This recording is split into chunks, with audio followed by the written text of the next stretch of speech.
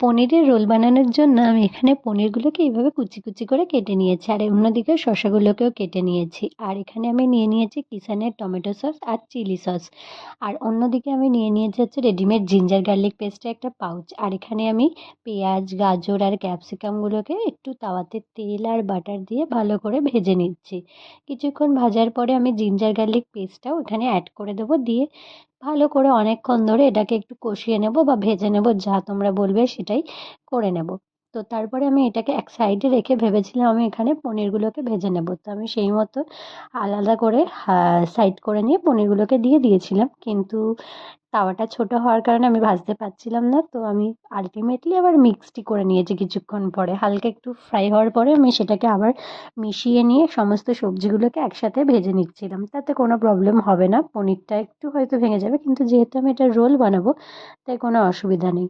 তো দেখতে পাচ্ছ মিক্সড হওয়ার পর এরকম হয়ে যাচ্ছে। তো আমি ভালো করে এবার এটাকে ভেজে নেব। আর হ্যাঁ, ফ্লেমটা কমিয়ে মিডিয়াম করে নিয়েছি আমি এখানে, দিয়ে আমি এটাকে ভালো করে ভেজে নিচ্ছি।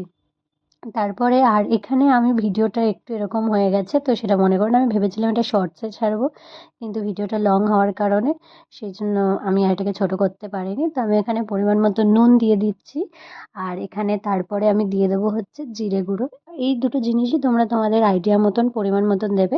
আর তারপর আমি এখানে সানরাইজের চাট মশলাটা একটু দিয়ে দিচ্ছি এখানে, দিয়ে ভালো করে মিক্সড করে নেব। দিয়ে অনেকক্ষণ ভাজার পরে আমি টমেটো সসটা অ্যাড করেছি। যখন দেখবে সবজিগুলো ভালো করে ফ্রাই হয়ে গেছে তারপরে টমেটো সসটা অ্যাড করবে।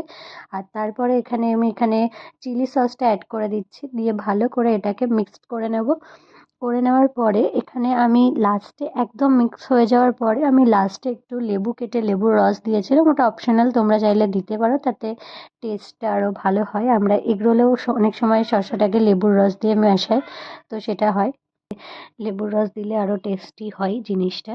তো এখানে তৈরি হয়ে গেছে আমার পনিরের রোলের স্টাফিংটা। আর এখানে শসা আগেই কুচিয়ে রেখেছিলাম, আর এখানে আমি একটা একটা করে পরোটা ভেজে নিচ্ছি।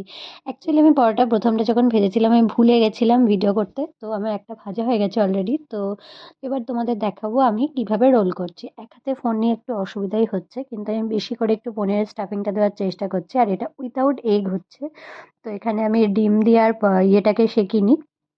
তো এখানে আমি প্রথমে এগের স্টাফিংটা করে দিচ্ছি, আর যেহেতু যারা লঙ্কা ভালোবাসে তাদের জন্য একটু বেশি করে লঙ্কা দিয়ে দিয়েছি। দিয়ে রোল হয়ে গেছে এখানে একটা, এটা হচ্ছে পুরোপুরি এগ ছাড়া। আর এবার আমি একটা এগ দিয়ে বানাবো, যার জন্য আমি ডিমটাকে ফাটিয়ে নিয়ে বাটিতে ভালো করে ঘেটে নিচ্ছি। দিয়ে তারপরে আমি এই ডিমটাকে তাওয়াতে দিয়ে দেবো একটু তেল দিয়ে। আমি ভালো করে, হ্যাঁ পারফেক্ট হয়নি বুঝতেই পারছি আমি, কিন্তু স্টিল আমি চেষ্টা করেছি এখানে করার। তো এখানে আমি ডিমটাকে ভালো করে ফাটিয়ে নিয়ে এখানে এভাবে একটুখানি বড় করে নিচ্ছি, আর তারপরে আমি এখানে পরোটাটা দিয়ে দেবো ডিমের ওপরে। আর হ্যাঁ, আমি এখানে অনেক মানে হাত দিয়ে অনেক কিছু করেছি, সেগুলো তোমরা প্লিজ ট্রাই করো না। আমার খুব একটা গরম লাগে না, ছ্যাঁকা ফ্যাকা একটু মানে লাগলেও সেটা আমার কিছু ফিল হয় না, তো যার জন্য আমি এরকমভাবে হাত দিয়ে তুলে তুলে করছি। কিন্তু তোমরা যদি হাত দিতে যাও তোমাদের স্বাভাবিক যাদের একটু লাগে তাদের লেগে যাবে, তো এটা ট্রাই করো না ভুলেও। তো এখানে আমি হাত দিয়ে পরোটাটাকে ভালো করে ইয়ে করে নিলাম, দিয়ে তারপর এখানে ভাজা হয়ে গেছে। আর যেই পিঠটাতে ডিম থাকবে সেই পিঠটাতেই আমি স্টাফিং দেবো, অপোজিট দিকটাতে নয়। তো আমি যে দিকটায় ডিম আছে সেদিকটাতে আমি ভালো করে পনিরের স্টাফিংটা করে দিচ্ছি। দিয়ে তারপরে আমি এখানে যে দিকটা লম্বা অবশ্যই মনে হচ্ছে আমি সেই দিকটা হিসেবে করছিলাম, তো যার জন্য একটুখানি অ্যাঙ্গেলটা একটু ক্যামেরার উল্টোপাল্টা হয়ে গেছে। তো যাই হোক, এখানে আমি পনিরের স্টাফিং করে দিচ্ছি, আর এখানে আমি শসা অ্যাড করছি। আমি আগেরটাতেও শসা অ্যাড করেছিলাম, কিন্তু ভিডিও করতে ভুলে গেছি। ম্যাক্সিমাম টাইম আমি এটাই হয়, তো ভুলে যাই ভিডিও করতে, যার জন্য আধা জিনিস ওঠে না। তো এখানে আমি শসা অ্যাড করে দিয়েছি, আর আমি যেহেতু একটু লঙ্কা কম খাই যার জন্য আমি লঙ্কা দিইনি আমারটাতে আলাদা করে। আর হ্যাঁ, আমি যখন ওই পনির ইয়েটা ভেজেছিলাম সবজিগুলো, ওর মধ্যেও একটু অল্প স্বল্প লঙ্কা আমি দিয়েছিলাম কুচি কুচি করে। তো এখানে স্টাফিং হয়ে গেছে, আর আমি এটাকে কাগজ ছিঁড়ে নিয়ে রোল করে নেবো, আর বাঙালিদের অনুযায়ী ডায়েরির কাগজ সেটাই করেছি। আর তৈরি হয়ে গেছে আমার পনির রোল।